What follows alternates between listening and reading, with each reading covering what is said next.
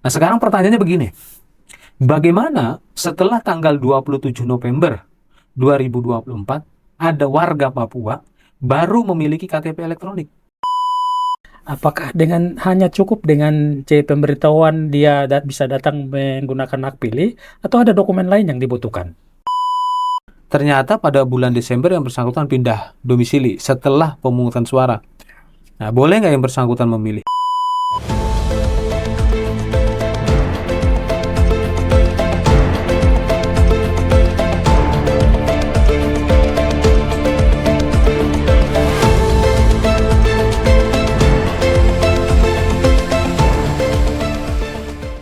Halo Sobat Pemilih, kita jumpa lagi dalam podcast KPU Provinsi Papua bersama saya Steve Dumbon, host dialog kita pada kesempatan ini dengan topik siapa saja pemilih di TPS pada PSU Pilkada Gubernur dan Wakil Gubernur Papua tanggal 6 Agustus 2025.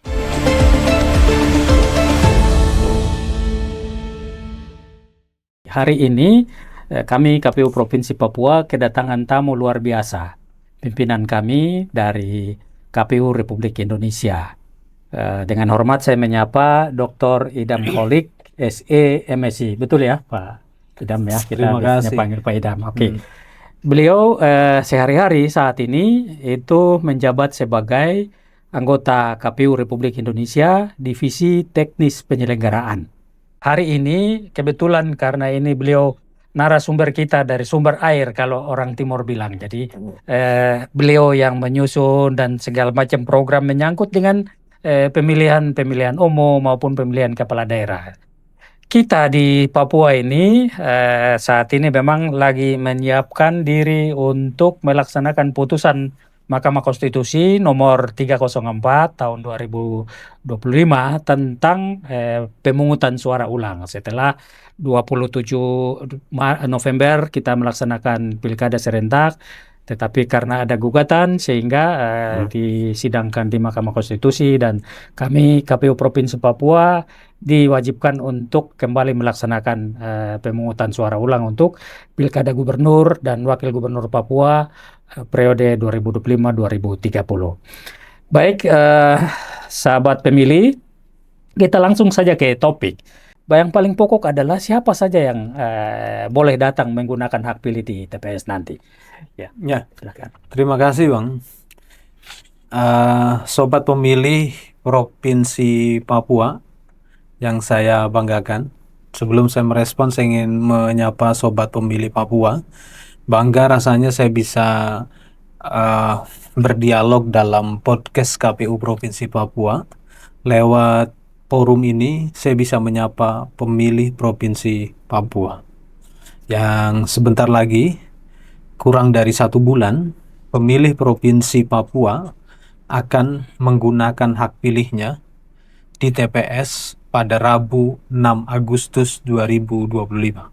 Sehingga pertanyaan tadi sangat relevan. Pertanyaan tadi sangat dinanti jawabannya oleh semua pihak. Saya yakin itu, apalagi masyarakat Papua, karena mereka juga membutuhkan informasi yang lebih jelas lagi. Bisa jadi memang kemarin sudah dilakukan pemberian informasi secara masif ataupun melalui kegiatan sosialisasi berkaitan dengan siapa pemilih yang dapat menggunakan hak pilihnya. Tentunya dalam podcast ini saya juga akan sedikit memperjelas tentang hal tersebut. Bagi yang pernah membaca putusan Mahkamah Konstitusi atas perselisihan hasil pilkada Provinsi Papua, pasti sudah dapat memahami. Karena hal tersebut diatur di dalam diktum kelima amar putusan perselisihan hasil pilkada Provinsi Papua. Di sana ditegaskan ada 3 jenis daftar pemilih yang dapat digunakan untuk pemberian suara di TPS.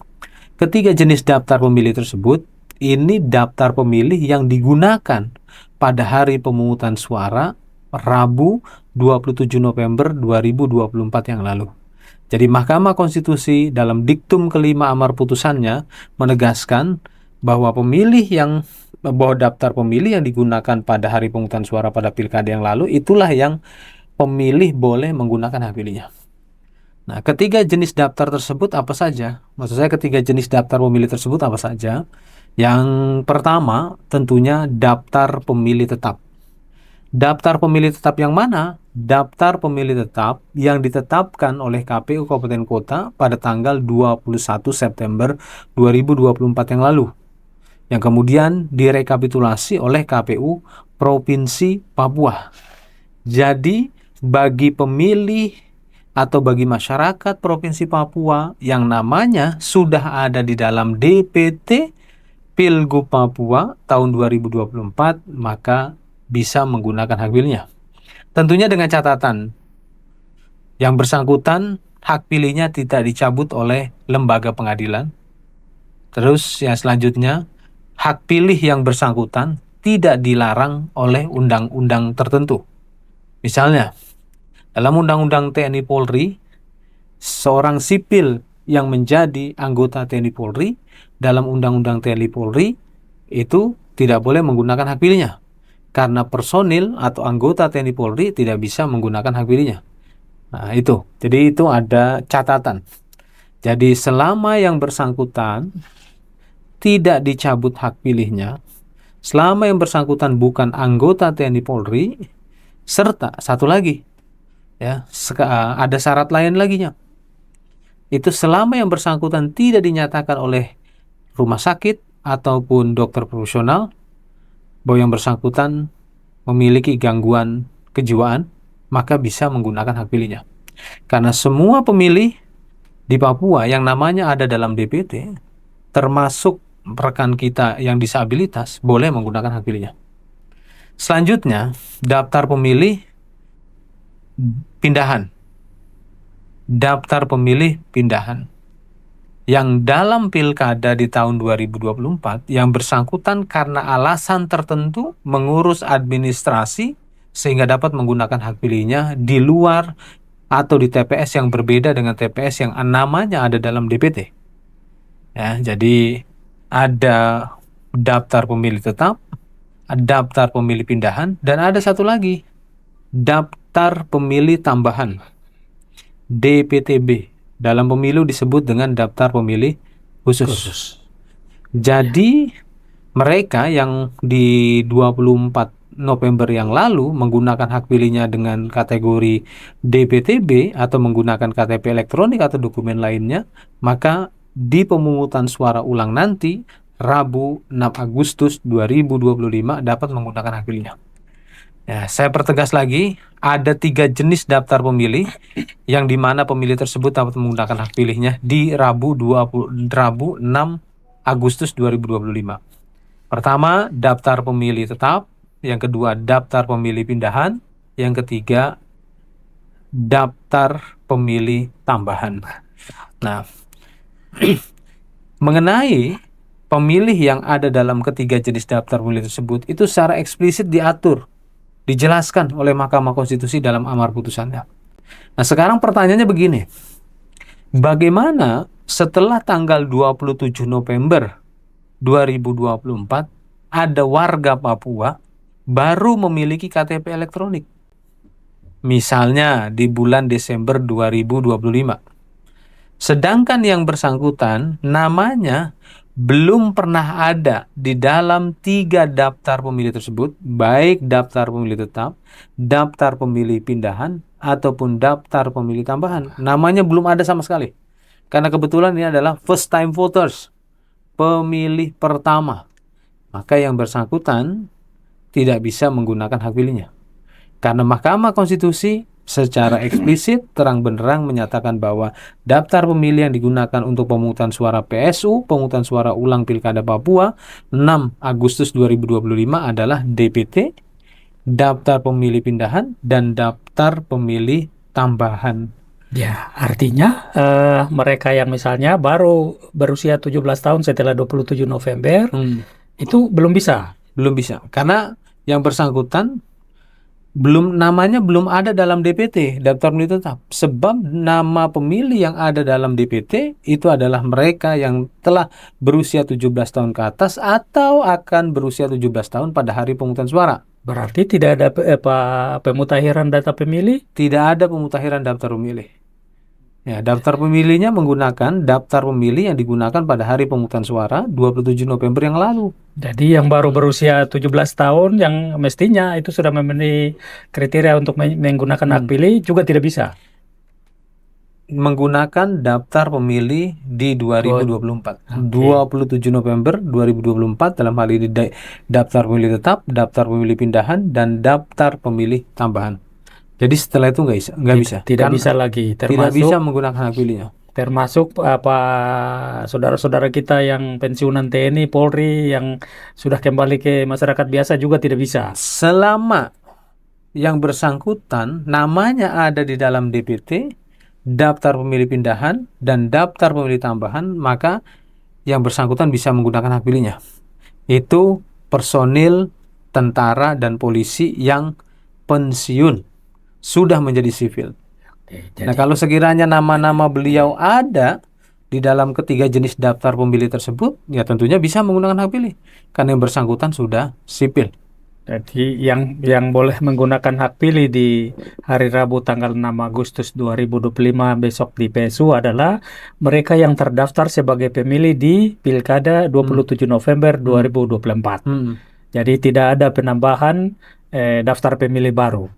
Kalau sekiranya ya ketiga jenis pemilih tersebut diakumulasi, ya itulah pemilih dalam pilkada PSU ini. Itu. Ya, oke.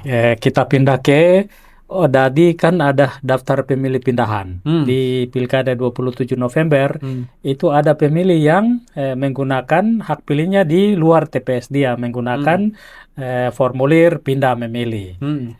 Dalam posisi PSU sekarang, misalnya kalau dia mau memilih lagi, apakah dia kembali ke TPS di mana dia terdaftar atau harus kembali ke TPS pada saat dia memilih di 27 November? Mari kita baca lagi putusan Mahkamah Konstitusi. Mahkamah mengatakan daftar pemilih yang digunakan, tiga jenis daftar pemilih yang digunakan pada hari pemungutan suara. Jadi kalau yang bersangkutan masuk dalam daftar pemilih pindahan, maka yang bersangkutan menggunakan hak pilihnya sesuai dengan TPS yang dimana yang bersangkutan pindah memilih. Itu. Oke, baik. Makasih Pak Idam. Lalu kita sekarang ini kan kalau sesuai DPT di Pilkada 2024, 27 November, DPT Provinsi Papua adalah 750.959. Itu artinya bahwa kita kemungkinan bertambah pasti tidak. Kalau melihat ketentuan ini, kemungkinan berkurang ada. Itu gimana kalau orang sudah meninggal, lalu pindah domisili keluar Provinsi Papua dan lain-lain, itu gimana nanti di TPS dia? Berkenaan dengan pemilih yang wafat atau meninggal dunia, maka KPPS wajib memberikan keterangan dan pada saat rapat pembukaan kotak suara, hal tersebut harus disampaikan. Bahwa dari DPT yang ditetapkan tanggal 21 September 2024 lalu oleh KPU Kabupaten Kota, ternyata untuk TPS tertentu itu ada yang wafat, jumlahnya berapa, itu harus transparan. Ya, harus transparan dalam artian konteksnya informasi. Bahwa dari misalnya dari 251 orang pemilih per TPS di situ, ternyata yang wafat sekian. Terus disampaikan. Nah, selanjutnya berkaitan dengan pemilih yang namanya ada dalam DPT di di pilkada kemarin, ternyata pada bulan Desember yang bersangkutan pindah domisili setelah pemungutan suara. Nah, boleh nggak yang bersangkutan memilih? Boleh. Karena namanya ada dalam DPT pada saat pilkada berlangsung Rabu 27 November yang lalu. Ya. Dan oleh karena itu nanti yang bersangkutan diminta memberikan pernyataan sebagai kelengkapan informasi bahwa yang bersangkutan adalah yang berhak menggunakan hak pilihnya di TPS tersebut. Itu. Baik, Pak Idam, ini menyangkut pada saat seseorang datang ke TPS, ini pasti dia memegang atau membawa juga C pemberitahuan atau undangan untuk datang di TPS. Apakah hanya cukup dengan C pemberitahuan dia bisa datang menggunakan hak pilih atau ada dokumen lain yang dibutuhkan? Penggunaan hak pilih setelah pemilih tersebut terdaftar dalam daftar pemilih, ada DPT, ada daftar pemilih pindahan, ya, maka yang bersangkutan wajib membawa identitas pribadi, dalam hal ini KTP elektronik. Kalau sekiranya belum memiliki KTP elektronik, tapi namanya sudah ada dalam DPT, artinya sudah 17 tahun lebih, maka yang bersangkutan dapat menggunakan dokumen lainnya. Dokumen lainnya apa? Yang pertama itu adalah biodata kependudukan yang diterbitkan oleh Kementerian Dalam Negeri, hal ini Dirjen Kependudukan dan Catatan Sipil. Itu. Jadi yang bersangkutan itu menggunakan biodata kependudukan yang diterbitkan oleh Dinas Kependudukan Catatan Sipil. Nah, sekarang bagaimana kalau sekiranya yang bersangkutan belum mengurus surat keterangan biodata kependudukan, ya, maka yang bersangkutan dapat menggunakan dokumen lainnya.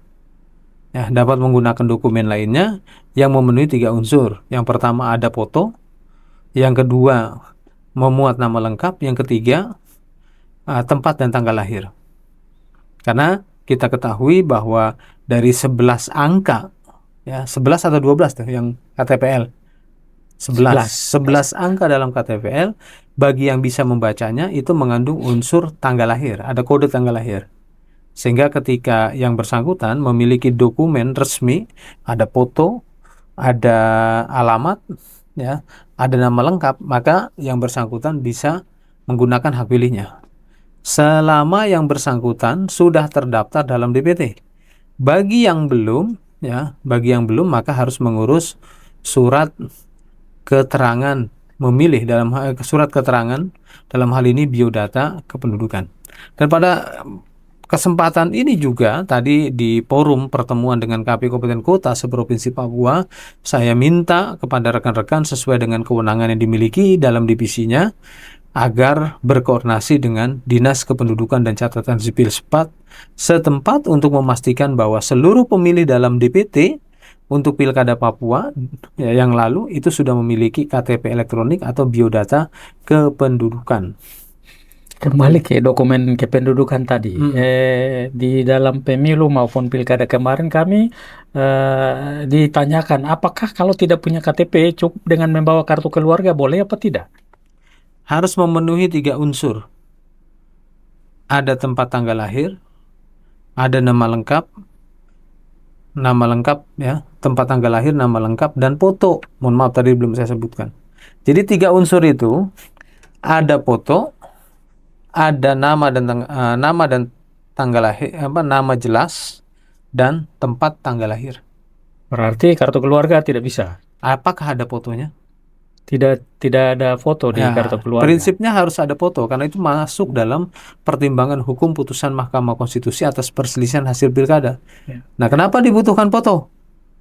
Dibutuhkan foto untuk memastikan yang bersangkutan betul-betul nama yang ada dalam dokumen tersebut, untuk memastikan. Dan nanti pun KPPS dalam melayani mereka yang berdokumen lainnya tadi itu harus menyampaikan informasi kepada pengawas TPS dan para saksi sebagai bentuk terbuka siapa yang bisa menggunakan hak pilihnya.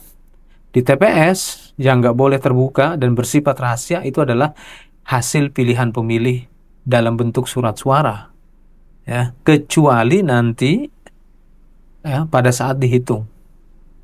Jadi selama yang bersangkutan di TPS, di bilik memberikan hak suaranya, maka itu bersifat rahasia karena itu diatur dalam asas penyelenggaraan pilkada.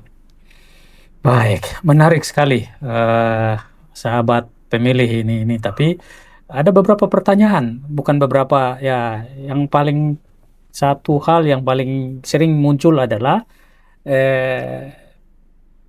orang yang pada saat hari pemungutan suara dia terdaftar sudah menerima undangan, tetapi tidak bisa datang ke TPS karena yang pertama mungkin sakit, yang kedua dengan alasan yang memang betul-betul tidak bisa datang ke TPS untuk menggunakan hak pilihnya. Kira-kira langkah apa yang harus diambil oleh petugas KPPS? Bagi pemilih yang mengalami kendala kesehatan secara khusus, ya, atau sedang mengalami sakit sebagaimana tadi dijelaskan, maka nanti setelah sekiranya seluruh pemilih dalam DPT sudah menggunakan hak pilihnya di TPS, maka silahkan kepada ketua dan anggota KPPS beserta pengawas TPS dan para saksi mengunjungi pemilih yang bersangkutan. Dalam konteks ini, pelayanan pemberian hak pilih tetap dalam asas, yaitu luber jurdil. Pada saat pemilih yang bersangkutan, dikarenakan kondisinya memang sudah tidak bisa mendatangi TPS, maka kerahasiaan pilihan politiknya juga harus dijaga. Jadi itu penting. Ya, jadi jangan karena persoalan melayani pemilih di rumah karena dalam kondisi tertentu yang tidak memungkinkan datang ke TPS, maka asas rahasianya diabaikan, nggak boleh. Nah, tetap nanti salah satu anggota KPPS membawa bilik suara untuk memastikan pada saat proses pemberian suara itu tidak diketahui orang atau bersifat rahasia. Baik. Pak Idam, ini kita masih ada dua pertanyaan lagi. Yang pertama yang menyangkut dengan pemilih disabilitas. Ya, di dalam undang-undang memang ada syarat untuk pendirian TPS untuk ramah disabilitas. Itu sebenarnya seperti apa? Syarat pendirian TPS untuk yang ramah dengan yang para disabilitas ini. Dalam peraturan KPU nomor 2 tahun 2024, pasal 2, di sana dijelaskan berkaitan dengan prinsip penyelenggaraan pilkada. Salah satu prinsip penyelenggaraan pilkada itu adalah aksesibilitas. Tidak hanya informasi berkaitan dengan pilkada, tapi hari pemungutan suara di pilkada nanti, dalam hal ini untuk pemungutan suara ulang pilkada Papua. Oleh karena itu, kami dalam pengarahan kepada KPU Kabupaten Kota dan pengarahan kepada Badan Ad Hoc seringkali mengingatkan, pastikan lokasi yang digunakan untuk pendirian TPS itu harus aksesibel di mana pemilih disabilitas secara mandiri dapat datang ke TPS tersebut. Karena kita terikat pada prinsip aksesibilitas, apalagi Indonesia sudah punya undang-undang nomor 6 tahun 2018 tentang penyandang disabilitas. Kita harus hormati rekan-rekan kita yang disabilitas itu juga sama seperti kita pada umumnya. Maksud saya, hak politiknya sama. Kita harus berikan pelayanan tanpa diskriminasi. Seperti itu. Ya, Pak Idam, ini masih berkaitan dengan disabilitas. Terkadang kita menemui disabilitas yang cacat. Mohon maaf ini, para sahabat pemilih, saya mohon maaf sebelumnya kayak para disabilitas. Yang kita temui disabilitas yang memang betul-betul tanda bahwa dia sudah coblos. Kalau orang normal itu kan kita celupkan jari di tinta. Nah, kalau yang disabilitas yang memang misalnya ini terpotong tangannya, itu kira-kira seperti apa kita memfasilitasinya? Ya, prinsipnya yang dimana pemilih lainnya dapat mengetahui bahwa yang bersangkutan telah menggunakan hak pilihnya. Ya, bisa di siku, bisa di atau tempat-tempat lainnya yang mudah terlihat bahwa yang benar yang bersangkutan benar-benar sudah menggunakan hak sudah pilihnya. menggunakan hak pilihnya karena tinta itu baru hilang setelah beberapa hari ke depan. Untuk memastikan bahwa yang bersangkutan telah menggunakan hak pilihnya. Tinggal nanti bagaimana KPPS dapat memberikan arahan teknis dalam artian terkait bagaimana kedatangan pemilih disabilitas ke TPS. KPU sebagai lembaga penyelenggara pemilu punya moto KPU melayani, jadi pelayanan itu menjadi representasi dari core bisnis kita dalam penyelenggaraan pemilu ini. Baik, Pak Idam dan sobat pemilih, ini ada satu WA yang masuk, ini menanyakan soal biasanya di TPS itu kan ada kelebihan surat suara ini. Apa namanya? Sorry, bukan surat suara tapi kelebihan C pemberitahuan undangan itu banyak yang lebih. Ini orang pada saat datang ini kadang-kadang juga dia dengan modal C pemberitahuan aja udah bisa datang ngotot untuk menggunakan hak pilihnya. Itu kira-kira gimana?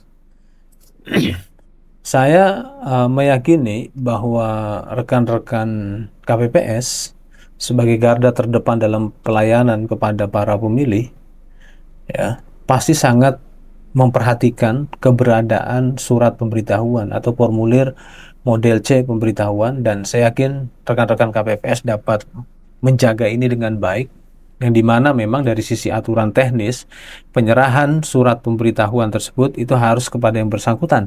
Tetapi kalau sekiranya yang bersangkutan tidak dapat dihubungi, dapat dititip kepada warga atau keluarga yang terpercaya atau warga yang terpercaya.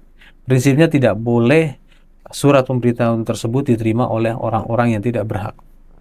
Nah, nanti bagi mereka yang sekiranya memang pada saat distribusi surat pemberitahuan ke rumah warga, warga yang bersangkutan sedang tidak ada di tempat dan sulit ditemui, maka yang bersangkutan dengan membawa KTP elektronik tetap datang ke TPS apabila ingin menggunakan hak pilihnya, dan nanti di TPS tersebut akan diberikan pelayanan.